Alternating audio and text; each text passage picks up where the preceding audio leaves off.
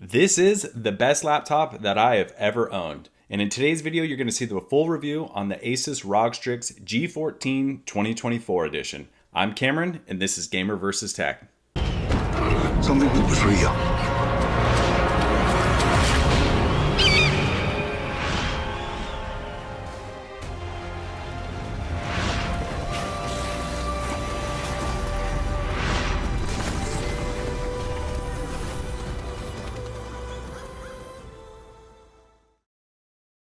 All right, so it's taken me quite a bit of time to do a review on this laptop.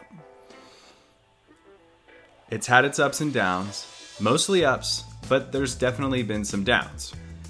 This is still the greatest laptop that I've ever owned, but saying that doesn't mean it doesn't have its faults. So, why did I buy the ASUS ROG Strix G14 2024? Well, because I am addicted to handhelds and I need to stop buying them. They come out with like 4 or 5 different handhelds a year, and when you're like me and you have to have every single one, you're kind of just chasing that handheld dragon, as I say. You're gonna waste a lot of money. So what if I could find something that can replace my handhelds, has way more power and great battery life? That's where I landed on the ASUS ROG Strix G14 2024. Now, to go over general specs, there's 2 versions of this. There is a 16 gigabyte 4060 version. It's available at Best Buy, $15.99. And then there's this version, which is the 32 gigabytes of RAM 4070 version. I got the 32 gigabyte version because I don't think 16 gigabytes of RAM is enough. Now, when you go into Armoury Cray, you have the ability to adjust the VRAM. It goes up to 8 gigs or auto.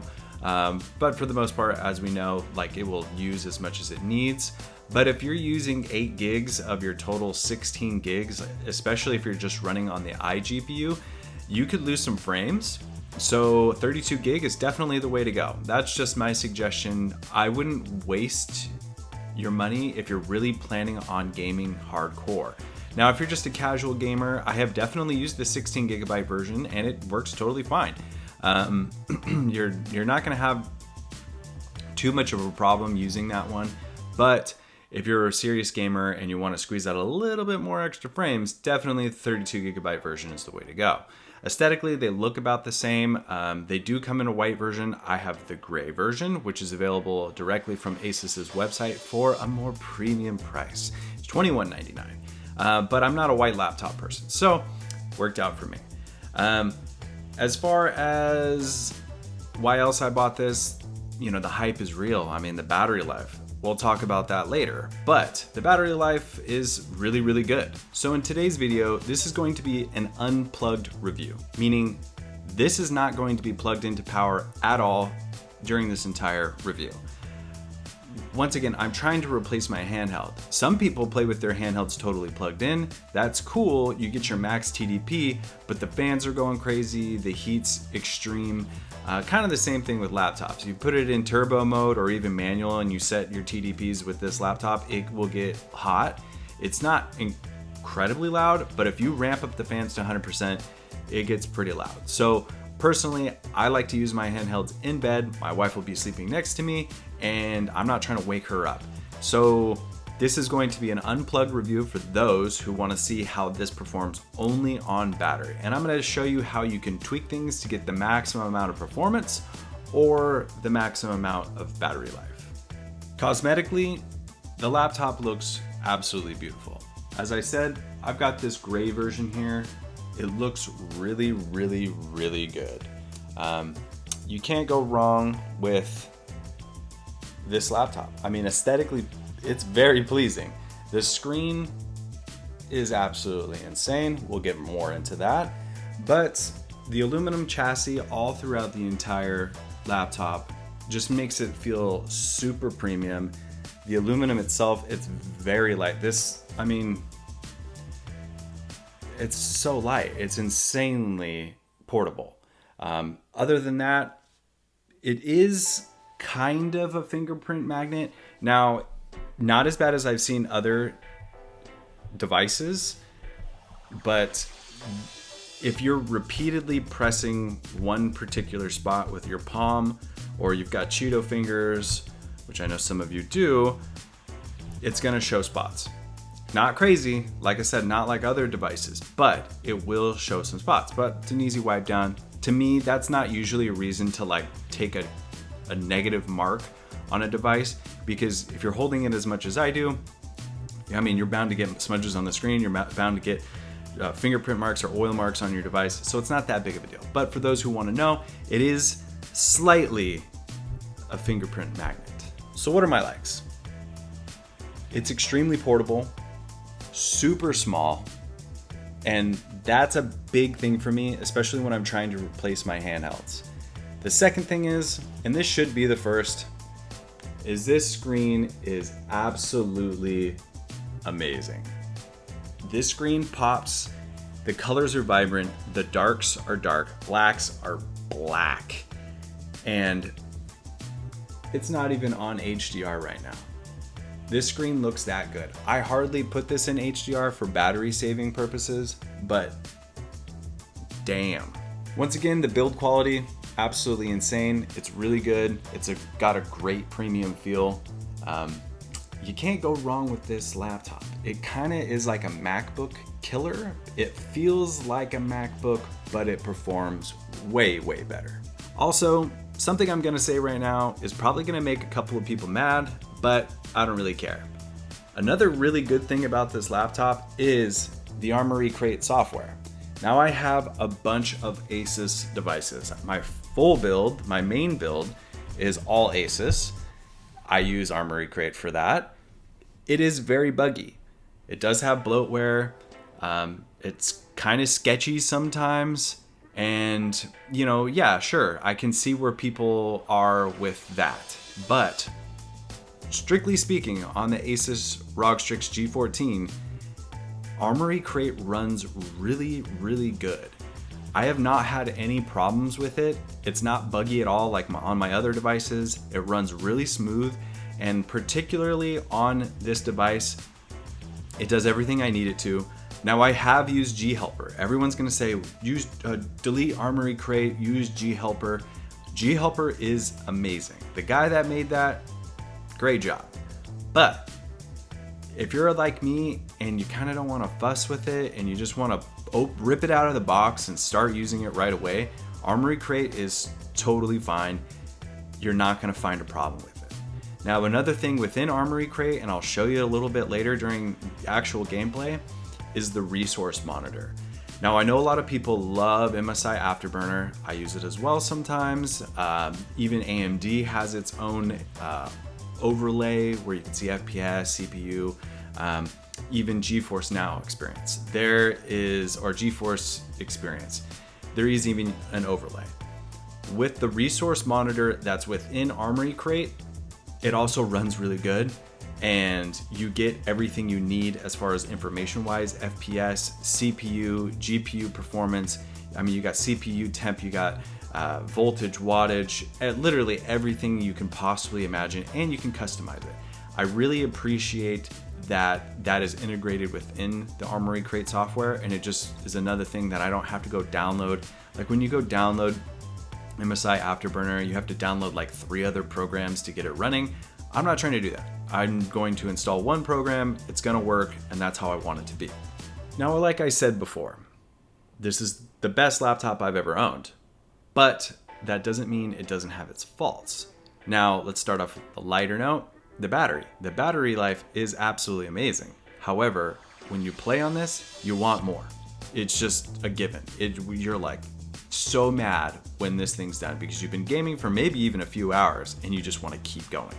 So it's not necessarily a negative, but I hope in the near future they're able to squeeze in an even bigger battery. That would be amazing. Now, when I first got this laptop, it worked really, really well. I was able to play Elden Ring 60 FPS, 1080p, literally super stable. Now, there has been a couple of issues since then. I've actually had to reset this PC a few times, and I think it's because of some software issues, both on ASUS's end and on the NVIDIA driver, graphics driver end. Now, there were some problems where all of a sudden I would just be hitting at 60 FPS on Elden Ring, or maybe like 90 FPS on Helldivers 1080p, and then all of a sudden crash, like super, I would have really low FPS in like the 30s for literally no reason. And then I started noticing that the CPU wasn't pulling enough power like it was before. It would be hovering around 20 watts, 21 watts, and this is in performance mode. And then all of a sudden it'd be like 10 watts. And I think at the time, the computer is just trying to figure out like, okay, where do I allocate the power? How do I optimize, especially in performance mode? But when you're gaming, it's a real turnoff. Now, since then, I think things have been ironed out a little bit. I still have dips. Sometimes it's not as stable. The new Elden Ring just came out, so of course, like the new DLC, it's not going to run absolutely perfect. It runs really good, but there's still some instability going on. Now, I find myself trying to chase that very first experience I had where I was gaming for literally hours, 60 FPS, 1080p, Elden Ring, low graphics settings, and it was so smooth. Literally no stutters, absolutely amazing. I have not been able to recreate that experience since then. Now, once again, I think it's because some updates of some kind that I cannot totally locate have happened and have created this issue. The other problem that I've been having was the NVIDIA GPU driver. Now, every time I booted up a game using the 4070, I had really bad, terrible audio quality coming from these speakers. That being said, these speakers are absolutely amazing. They're super, super good, loud, the bass is insane. I mean, better than MacBook quality speakers, for sure. But when I was playing a game through Steam, I originally thought this was a Steam issue. I would get really bad crackling sound, pops, crackles. It was really, really bad, like almost unplayable. And then I thought, okay, maybe there's just an issue with the audio driver on the laptop. Put my headphones in, same problem. Now, when that happened, I realized there's definitely got to be a driver issue. And upon further research, going down the Reddit hole, I did find out that this was an NVIDIA GPU driver issue, especially with the HD audio driver that comes along with that. Now, after a few clean installs, I seem to have cleared it up, but it didn't go away completely. I think there's just something going on the NVIDIA GPU driver side. I have heard that you can opt out of that HD audio driver and it seems to fix the issue, but I'm not really gonna do that. As long as I don't hear it, like how it was before, then I don't really have a huge problem with it. But that's basically it. As far as dislikes, everything that I said is not a reason not to buy this thing. So that being said, who is this laptop for? This laptop is for the serious gamer, somebody who wants a device that's incredibly portable that could possibly replace a handheld, because I am guaranteeing you that this can replace a handheld and will replace every handheld you could possibly buy, definitely in the near future. Now, the 880M is about to come out, and I still think this will completely smoke it as far as it's got a 4070 laptop in it. But yeah, you're not gonna wanna keep spending your money on new devices when this one device is gonna do it all. Now, before we get into the gameplay, I have a correction to make. I made a mistake. In my first video, I did an unboxing and I talked about the upgrades I was going to do. The two upgrades you can do is add an SSD, or upgrade the SSD, and you can swap out the Wi-Fi card. In my first video, I talked crap about Mediatek Wi-Fi cards. In the past, I've had issues with Mediatek cards. They've been really slow. I haven't been able to get really good download speeds, but boy, was I wrong. When I fired this up first time, downloading from Steam, and this continues to still happen, I have seen the fastest download speeds I have ever gotten off any device via Wi-Fi ever. And I have a lot of devices. I have several gaming laptops. I have every handheld you could possibly imagine. And I have never been able to achieve 1.1 to 1.2 gigabytes per second like this device here. So I retract what I originally said. I no longer think Mediatek Wi-Fi cards are trash. I think that this one is totally fine. In fact, I haven't even busted out the Intel Wi-Fi card at all. I originally put it in, but I thought, you know what? Let's at least give it a try. And boy, was I wrong. The Mediatek Wi-Fi card was really, really good. So don't swap yours out. At least yet. This one works pretty damn good. Now, before we get into any gameplay, I wanted to show you guys Armoury Crate. This is basically the general dashboard. You can achieve relatively mostly everything from this initial dashboard. Down here, you can see your performance or your profiles as far as like power usage. Windows, nobody ever uses that, so I wouldn't recommend it. They're silent, so you basically will not be able to hear this laptop at all. Now, even in performance, when you're not gaming, you're just surfing, you cannot hear this laptop. The fans are on right now. They're extremely quiet.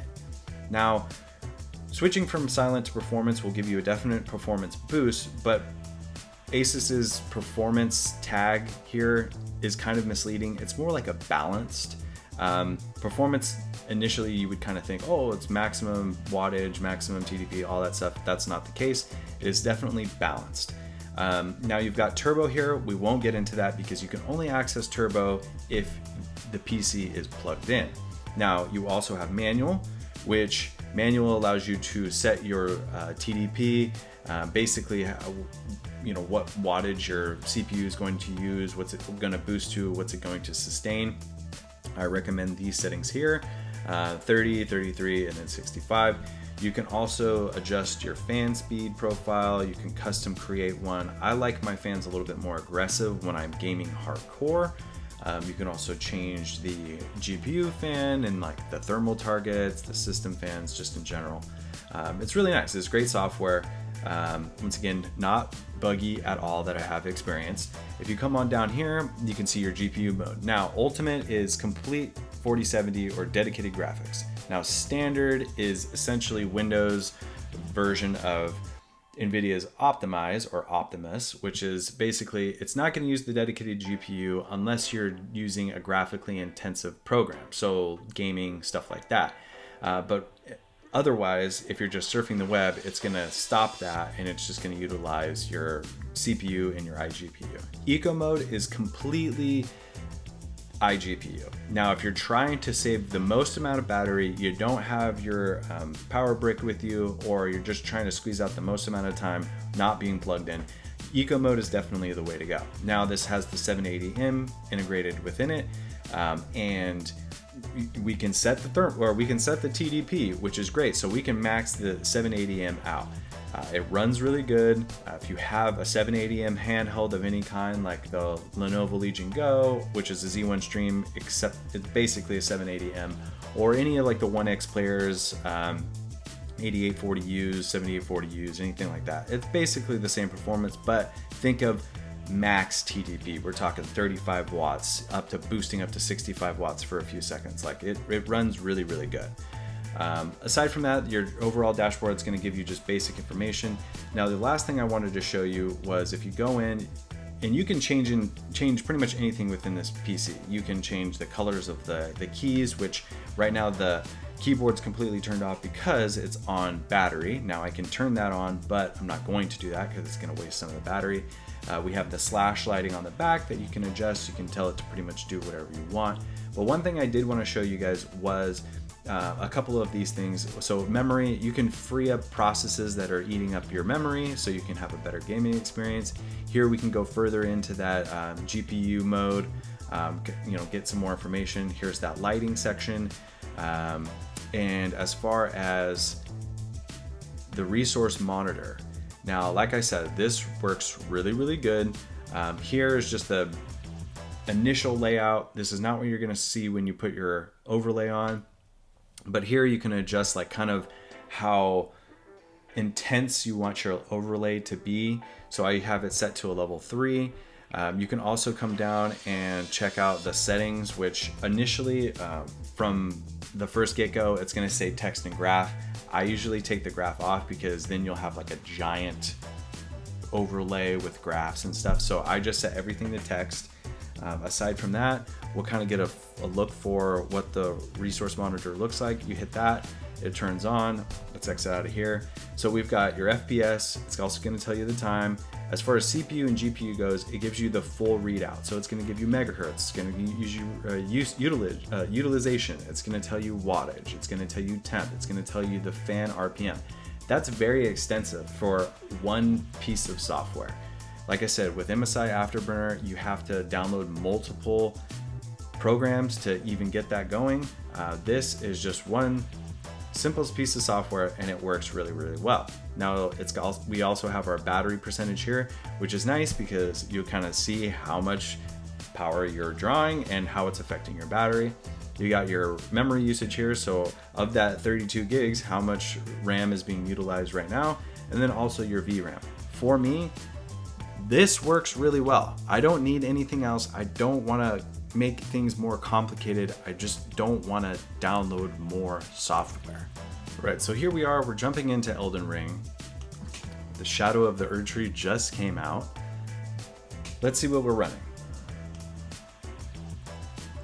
So go into System. I'm at 1080p, low quality settings, full screen, pretty much basic settings. Let's see what we can run. Now what I want you to look at is pay close attention to the wattage up here. This is actually really high. Before, like I said, I was getting like 20 watts and then it would go down and dip down into like 10. And then that's where I started really seeing some issues with this game. Now, I have done a couple of clean installs with the NVIDIA graphics drivers, but right now, currently, like I said, I'm running 1080p, low graphics settings, and I'm on the ASUS or the Armoury Crate performance profile. So once again, pay close attention to these wattages here. We're at 30 watts on the CPU and then 25 watts on the GPU. And then you'll kind of see a shift here when things get like a little intense. It might not. It's still learning, I believe. So we're running into here. Actually really smooth gameplay so far. We get a little bit of stutters, but let's see if we can push it. So here we go. So we kind of lost some wattage on the CPU, but now it's starting to bump back up again. Once again, I think because we're on battery, which I know we're on battery, I'm just getting messed up. It's definitely thinking, okay, I need to save power. I need to allocate some new, some wattage somewhere. Oh, I'm gonna get messed up. Embarrassing. It's okay. For the sake of the channel, right? But it's actually performing really well. Ever since the new update came out, it has been... Oh, man. But ever since the new update came out, this has actually been a lot more stable than the first time, or like the second time I ran it. I'm actually getting more consistent power to the CPU, which is really good. But as you can see here, you know, they're taking some dips on the GPU. Now, let's switch it over to 100% dedicated graphics within the Armoury Crate software. Once again, to do that, you can do it multiple ways, but clicking Ultimate here, you will need to restart your system to make sure these changes take effect. So let's go ahead and hit yes. Please stand by.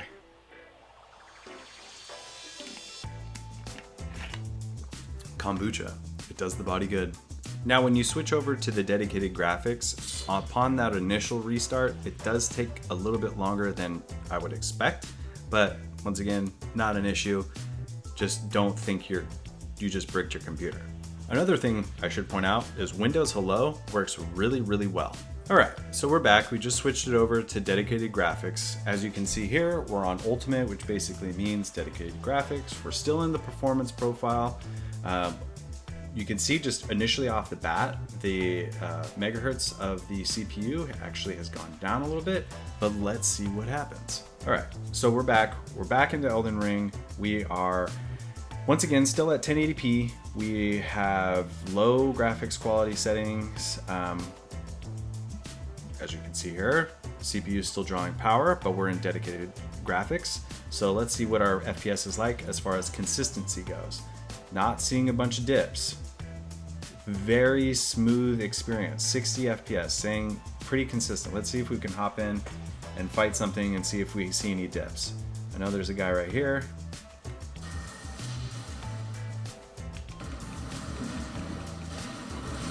Now this weapon in general will create dips, but that was pretty smooth. I mean, even just rolling around like this, I usually would get some dips. No dips at all.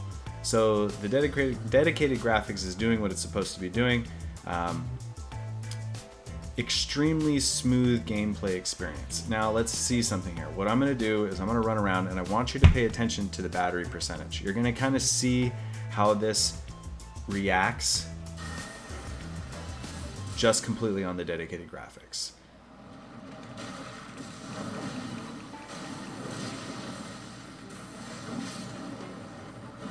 So you kind of see it slowly eating away at the battery percentage here. It's not terrible. It's not like 1% every second, but I mean, it's definitely noticeable. I'd say 1% every 1.5 to 2 minutes. So I'd say, you know, when I have game like this through my testing, I get usually about 45 minutes to an hour, depending on what game I'm playing. Now, if I was dedicated graphics, Helldivers, you know, trying to max everything out. Once again, this is low quality settings, so if it was even had higher settings, it would require even more of the GPU to be working. I would probably get somewhere between 45 minutes, but low settings, 1080p, not utilizing the full resolution of this screen, I'm going to get anywhere between an hour, hour and 15. It really just depends on the game you're playing. Now, here's me getting killed. That being said, this is still a really good way to play your games. If you're only gaming for an hour at a time, dedicated graphics is definitely the way to go because you can max out your settings. You might not get consistently 60 FPS, but the resolution will definitely make up for that, and you're gonna have an extremely good time playing any game.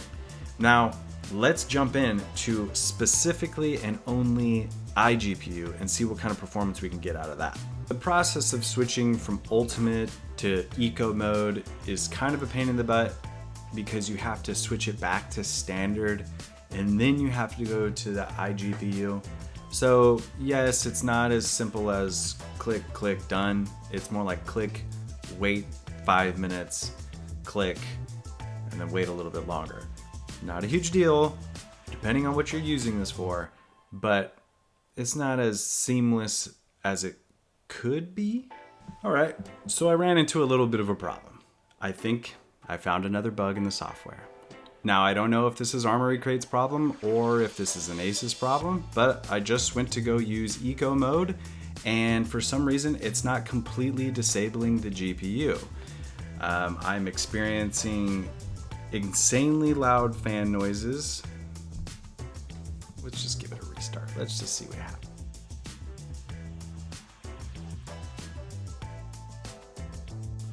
So what do I have to say about the ASUS ROG Strix G14 2024 edition? Well, particularly this 4070 version, it's a really good laptop. You cannot go wrong by buying this and spending the cash on it, especially if you're like me and you're wasting a bunch of money on buying handhelds. Now, every piece of PC hardware I've ever owned has some bugs to it. There's always going to be something. Now, with this one in particular, there are some bugs, there's some hiccups here and there, but I don't want that to sway you from not buying this. This is a really good machine. It works really well. It has great battery life. The screen is the best screen you could get. The response time alone is amazing. The colors alone are insane. That being said, it's got some negatives, just like anything you're gonna buy out there. But should you buy it? I think you should. I think you can't go wrong with this. Now, if you want to save the money, there is a G16 coming out that is going to have the new AMD processor and the new AMD integrated graphics. I'm sure by then this might get ironed out. It's going to be a little bit more expensive. I'll be getting that one when it comes out. But I think you don't need to wait for that. I think this is a really good machine. Yes, eco mode's not working right now. It'll get ironed out. It will work eventually. But I don't play in eco mode. I play in dedicated graphics or in just standard GPU mode. And you probably will too, because standard is the perfect balance between CPU and GPU performance. As you can see, just with Elden Ring, it works really, really well.